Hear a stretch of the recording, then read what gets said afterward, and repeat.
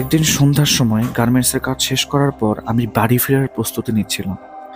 তখনও কিছু সংখ্যক সহকর্মী কাজ করছিল ভেতরে, কিন্তু অদ্ভুতভাবে কারখানার ভেতরে একটি অস্বাভাবিক নীরবতা কাজ করছিল। হঠাৎ আমি সেলাই মেশিনের পাশে একটা অদ্ভুত আওয়াজ শুনতে পেলাম। প্রথমে মনে হলো হয়তো মেশিনের কোনো কিছু সমস্যা হচ্ছে, কিন্তু যখন আমি তার কাছে গিয়ে দেখলাম কোনো সমস্যাই ছিল না। শুধু একটা অদ্ভুত ঠান্ডা বাতাস অনুভব করলাম, যা আমার গা ছমছমে করে তুলল। মাঝে মাঝে শুনতাম গার্মেন্টসের ভেতরে কিছু অদ্ভুত ঘটনা। একদিন কাজ করতে গিয়ে আমি দেখলাম আমার পাশে থাকা মেশিন নিজে থেকেই চলতে শুরু করেছে, যা একেবারেই অসম্ভব, কারণ সেগুলো ম্যানুয়াল মেশিন ছিল।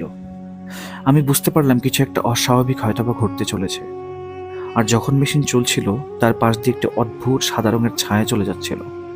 আমি মনে মনে ভেবেছিলাম আমি হয়তোবা খুব ক্লান্ত, তাই হয়তো এমন দেখছি, কিন্তু ঘটনাটি চলতেই থাকে।